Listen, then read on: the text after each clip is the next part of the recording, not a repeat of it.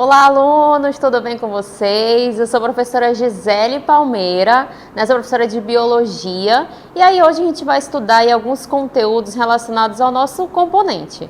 Então, como vocês puderam ver, vamos estudar hoje sobre a base molecular da vida, aí componentes que são bem essenciais para a nossa vida, para o nosso organismo, então a gente vai conhecer um pouquinho sobre eles. E aí, é importante falar para vocês que caso tenham dúvidas em relação ao conteúdo, vocês podem participar também pelo chat, tá bom?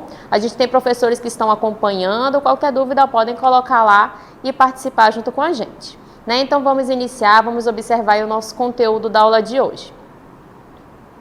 Então a gente vai iniciar falando sobre a água, A gente vai observar algumas das suas propriedades e a importância da água na nossa vida.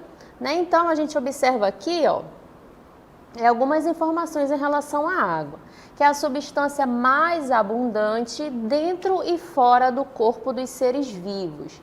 A gente sabe aí que o nosso planeta Terra tem mais água do que terra propriamente dita, Tem as águas ali que são distribuídas em mares, em rios, em igarapés, e tem a grande quantidade de água que a gente tem no nosso planeta. E aí no nosso corpo também existe uma grande quantidade de água, O ser humano, o homem, ele tem cerca ali de 75% de água no seu corpo, E com o tempo, o bebezinho, por exemplo, ele vai ter mais água do que um idoso, Com o tempo a gente vai desidratando aos poucos, Mas a gente vai encontrar água ali em diversos fatores, No ambiente, no nosso organismo, nos alimentos, A gente observa a importância dessa água. Quando a gente está com sede, A gente vê aqui nessa imagem a pessoa enchendo ali um copo com água, a gente vai tomar essa água ali para hidratar o nosso organismo, Porque ele é importante para diversos fins dentro do nosso corpo, tá bom?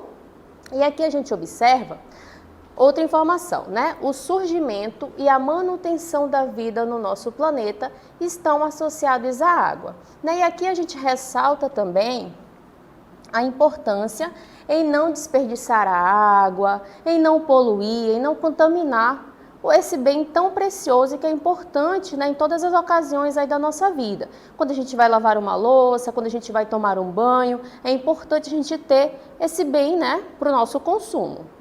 E aí a gente observa também a molécula de água, como ela é formada, Então a gente tem aqui, essa imagem que representa pra gente essa molécula. E ela é formada de quê? 2 átomos de hidrogênio. Esse H representa pra gente o símbolo do hidrogênio, aqui dentro dessa bolinha azul, e um átomo de oxigênio, tá bom? Por isso que a gente conhece a água como H2O, porque tem 2 hidrogênios e um oxigênio, tá bom? Então essa daí é a molécula da água que é bastante conhecida, por todos nós. Acho que todo mundo já ouviu falar em H2O. E aí a água ela apresenta também algumas propriedades, A gente observa aqui novamente essa molécula, E o que é importante a gente saber? Que a água ela é uma molécula polar. O que isso significa? Que ela apresenta 2 polos, o polo negativo e o polo positivo. O oxigênio, que a gente observa aqui em cima, essa bolinha vermelha aqui com o O dentro, ele é o polo negativo, E o hidrogênio, que está aqui embaixo, esses 2 átomos, é o polo positivo. E um outro fator bem importante também nessa molécula é esse ângulo que ela forma. Observe aqui essa abertura, Esse ângulo é de 104,45 graus. O que isso quer dizer? É importante porque ela consegue juntar aqui com outras moléculas de água. Então, como ela tem carga negativa e carga positiva, as outras moléculas de água também vão apresentar carga negativa e carga positiva. E aí elas vão se unindo. Um oxigênio consegue se ligar com 2 de hidrogênio e um de hidrogênio vai se ligar com um de oxigênio. No resultado das ligações, cada molécula vai ter aqui, 4 ligações, que a gente chama de pontes de hidrogênio ou ligações de hidrogênio, tá bom? Então, ela é uma molécula polar porque ela tem carga negativa e carga positiva. E através de pontes de hidrogênio, ela vai, se ligar com outras moléculas, E aí a gente vai conhecer outras propriedades da água também. Olha só, a água ela tem um grande poder de dissolução. O que isso quer dizer? Que ela é um solvente universal, né? Ela consegue ali, ó, dissolver várias substâncias que são polares, tá bom? Substâncias que se dissolvem na água são chamadas de hidrofílicas.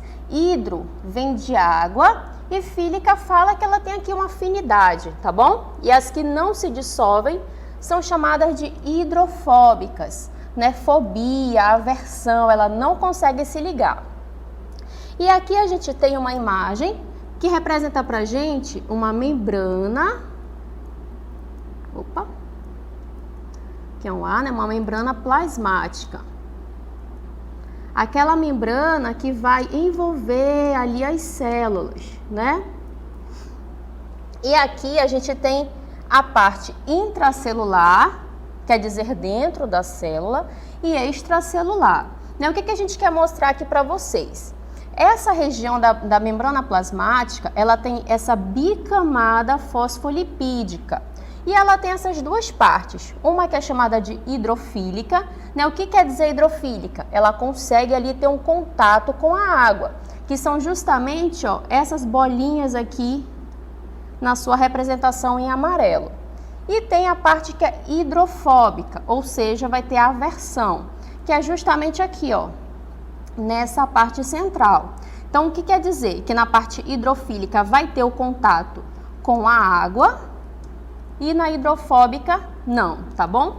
E aí, para a gente ter um exemplo mais simples do nosso dia a dia, a gente pode observar dois experimentos na nossa própria casa, né? Se eu pegar, por exemplo, uma água e misturar com açúcar, né? Eu pego um copo com água, coloco ali uma colher de açúcar e fico mexendo ali aquele açúcar na água.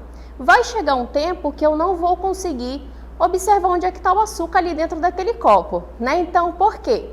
Porque o açúcar é polar, a água ela é polar, então ela vai ter ali uma reação que é hidrofílica, né? Vai ficar uma mistura homogênea, onde a gente não vai conseguir nem identificar onde está o açúcar.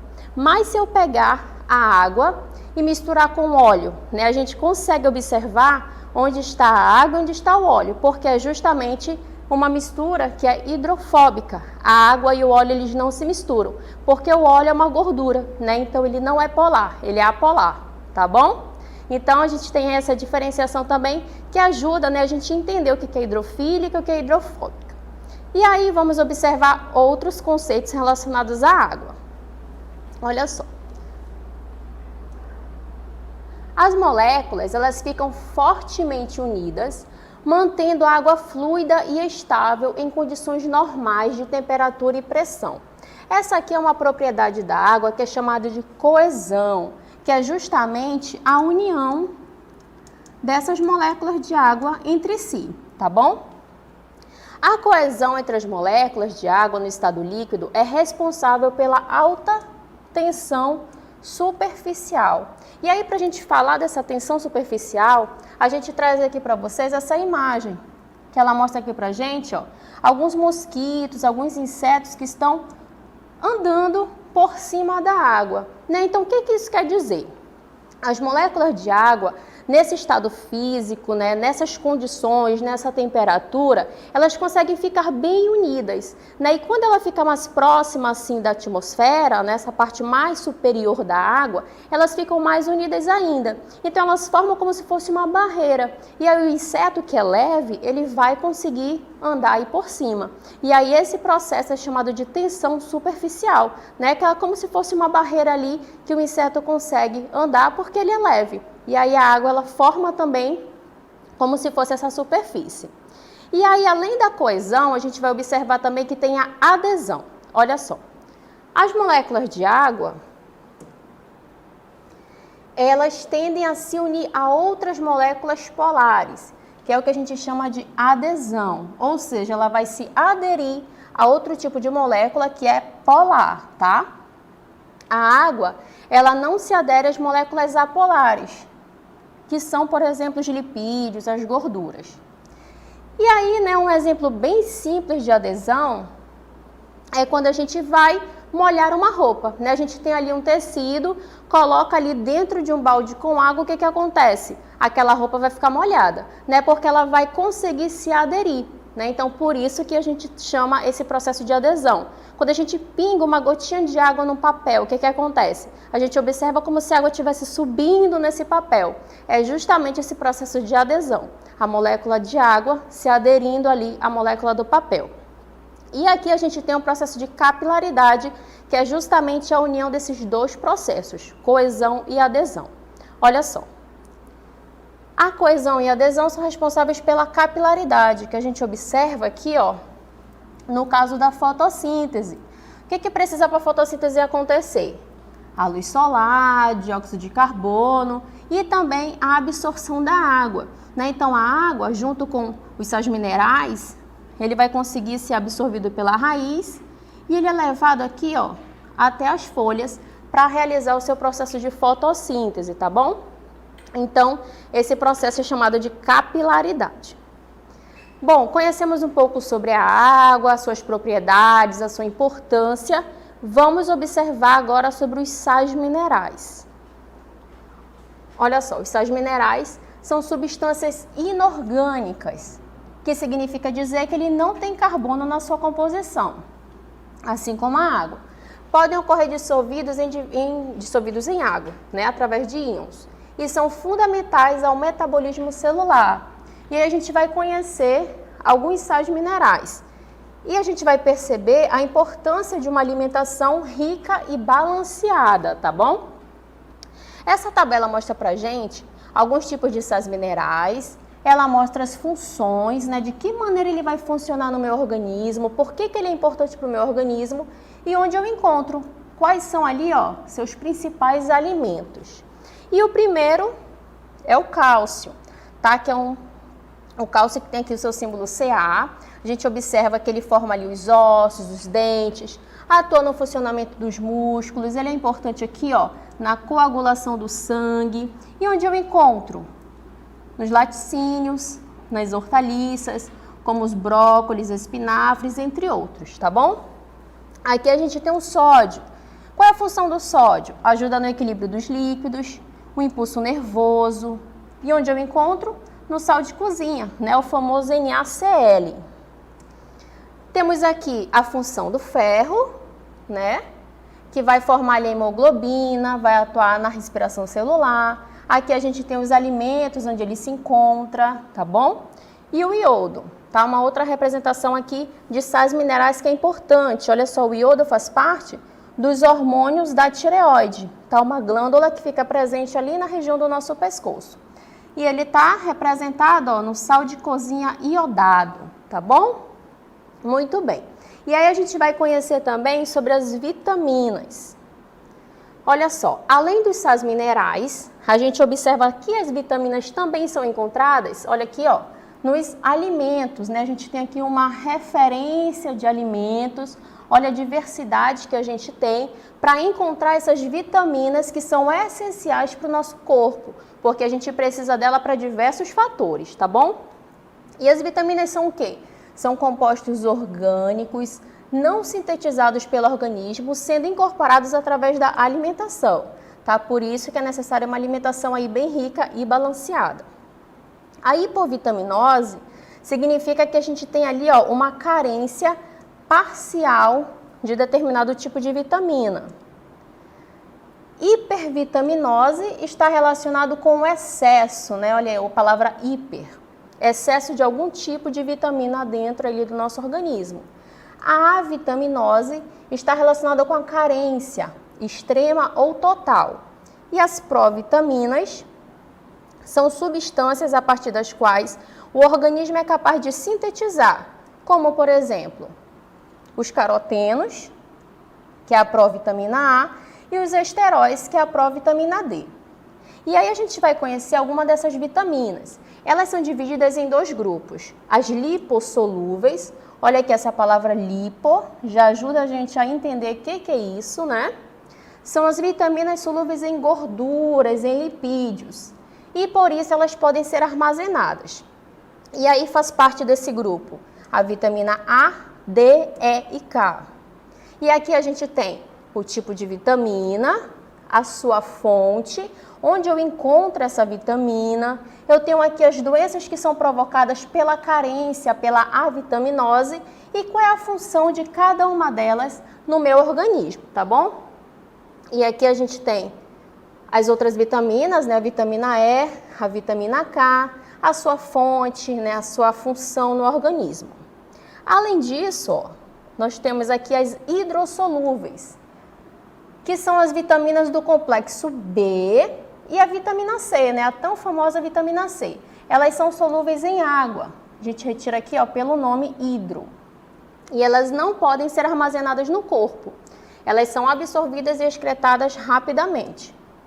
E aqui a gente tem vitamina B1, vitamina B3, a gente observa qual é a sua fonte, qual é o alimento que eu consegui encontrar essa vitamina, as doenças provocadas pela carência dessa vitamina e a função, né? Por que ela é importante no meu organismo? Aqui a gente tem a vitamina B12 e a vitamina C, tá bom? Além disso, né, a gente vai falar um pouquinho sobre os ácidos nucleicos ou polinucleotídeos, tá? O que é isso, né? Existem dois tipos de ácidos nucleicos. O ácido desoxirribonucleico, esse nome grandão, que é bem conhecido como DNA, e o ácido ribonucleico, que é conhecido como RNA.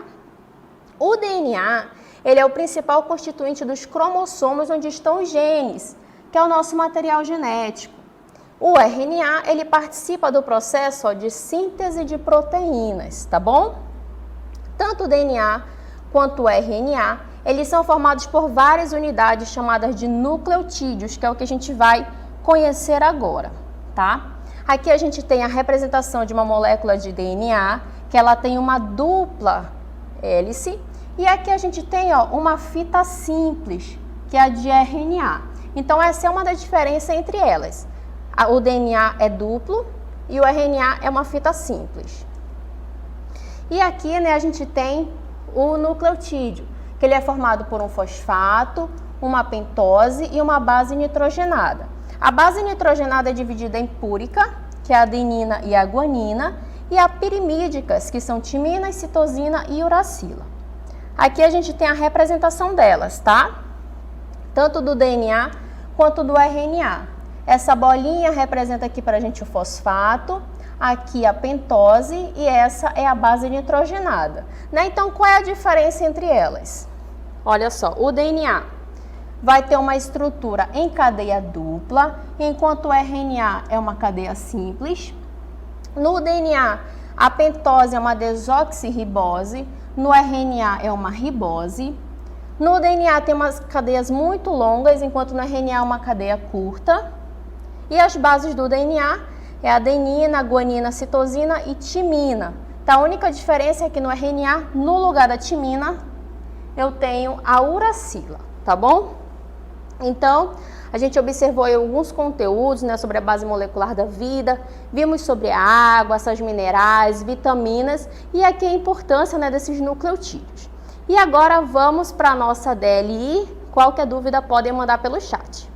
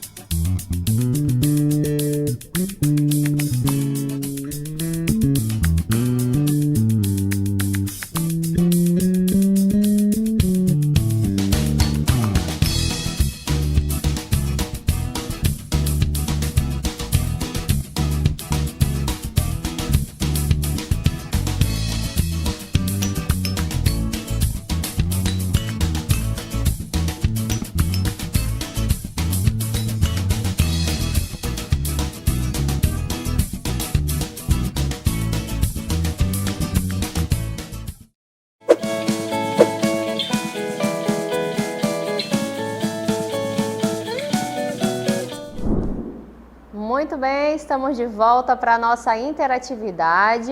A gente estava observando aqui o chat, né? Vimos a participação de vários alunos aí nas questões dessa atividade, né? E aí a gente vai comentar um pouquinho as questões que vocês colocaram como resposta, né? Então a gente tem aqui a resposta da Elisa, né, que marcou a letra E. A gente tem aqui a resposta do Clemerson, que marcou aqui para a gente na primeira questão, alternativa B. É a Rafaela, né, que colocou aqui que ela é da escola São Pedro, é isso? E que mais, né? Vamos observar aí quais foram as respostas dos nossos alunos, né? Quem respondeu, qual foi a alternativa que vocês mais responderam, né? A gente tem aqui a Ana Caroline, que marcou pra gente a letra A. Quem mais? Vamos observar aqui o Clemerson, né? 2D. Temos aqui a Nilcele, da escola Solon. Ela marcou aqui, não mostrou aqui pra gente qual foi a questão que ela marcou, né? Só se identificou. Temos aqui a Keliane, que marcou pra gente a alternativa E. A Daniele Gomes marcou a alternativa C. A gente tem aqui o Renan Lucas, que marcou a letra E. Ana Paula marcou a E na segunda. A Maria Arlete da escola Jacira Caboclo, né? Então a gente tem aqui a participação dos nossos alunos, né? Pelo que eu percebi, a grande maioria marcou aqui pra gente a letra E na nossa questão, né? A Alcemira também marcou aqui pra gente E. Helena também marcou E, né? Então vamos observar nossa questão. Então olha só, a gente trouxe aí a primeira questão, né? Devem constar na dieta humana íons correspondentes aos seguintes elementos químicos, exceto, né? Então, cada alternativa que a gente observa aí são elementos químicos que fazem parte aí do nosso dia a dia, né? Só que tem um deles que faz mal para a dieta humana, faz mal para o nosso organismo. Então, a gente tem aí o cálcio, o cloro, o ferro, o sódio e o mercúrio, né? Então, eu vi que a grande maioria marcou a alternativa E na primeira questão, né? Então, quem marcou a alternativa E acertou, que é justamente o mercúrio, né? Todos os íons citados são essenciais para a dieta do ser humano, contribuindo em diversas funções no nosso metabolismo, com exceção do mercúrio, que estava lá na alternativa E, que é extremamente tóxico para nós, tá bom? E na segunda questão, vamos observar, a água ela é fundamental para o funcionamento do nosso corpo. Uma de suas funções refere-se à capacidade de dissolver substâncias e garantir um meio propício para a realização de reações químicas. Isso se deve ao fato de a água, né? Aqui a gente quer saber o quê? Uma das propriedades da água. E aí na alternativa A, ser um importante condutor elétrico, atuar como soluto, ser apolar, funcionar como solvente ou compor o plasma sanguíneo, né? Então, essa segunda questão, a nossa alternativa correta é a resposta D. Olha só, parabéns aí aos alunos que acertaram a segunda, né? Que marcaram aí a letra D. E aí a gente fala um pouquinho sobre essa questão, né? A solubilidade da água, que é a propriedade que a água tem de dissolver substâncias. A água é muitas vezes chamada de solvente universal, porque ela consegue dissolver uma quantidade muito grande de solutos. E a gente viu na nossa aula a relação também dessa solubilidade devido à propriedade da água de ser polar, né, que ela vai apresentar ali aquele polo positivo, aquele polo negativo, e ela vai conseguir interagir com substâncias que apresentam também, que são também polares, que tem ali o seu polo negativo e o polo positivo, né? Então ela consegue ali ter uma interação com vários tipos de substâncias, por isso que ela é considerada um solvente universal. Tá? Então, vamos para a nossa terceira questão. Quais são as bases nitrogenadas que formam os nucleotídeos, né? Lá no finalzinho da nossa aula a gente falou sobre os nucleotídeos e aí a gente tem uma diferença entre eles, né? Ele tem uma classificação, as púricas das pirimídicas, né? Então vamos observar a nossa resposta da terceira questão. As bases nitrogenadas são a adenina e a guanina, que ela está dentro do grupo das púricas, e a timina, citosina e uracila está dentro do grupo das pirimídicas. Tá? Então, essa é a nossa resposta. Púricas, as bases nitrogenadas adenina e guanina, e pirimídicas, timina, citosina e uracila, tá bom? E aí, na formação da molécula de DNA e RNA, as pirimídicas, elas se unem às púricas, correspondentes através de ligações de hidrogênio, ligações denominadas de emparelhamentos de base. Vamos observar aí nosso comentário, né? As pirimídicas são moléculas que são menores e formadas por um único anel de carbono, de nitrogênio, ao contrário das bases púricas, que são grandes e compostas de 2 anéis. No DNA aparece a timina, enquanto no RNA temos a uracila. Tá? Essa é uma grande diferença entre essas duas moléculas. E aí, né, a gente observa a diferença entre essas bases se deve à presença do grupo metila na timina, que não ocorre no caso da uracila, que está presente lá no RNA, tá bom? Então, espero que vocês tenham compreendido nessas questões, as respostas. Caso tenha alguma dúvida, podem mandar pelo chat que a gente responde para vocês, tá bom? Então, vamos continuar aí a nossa aula.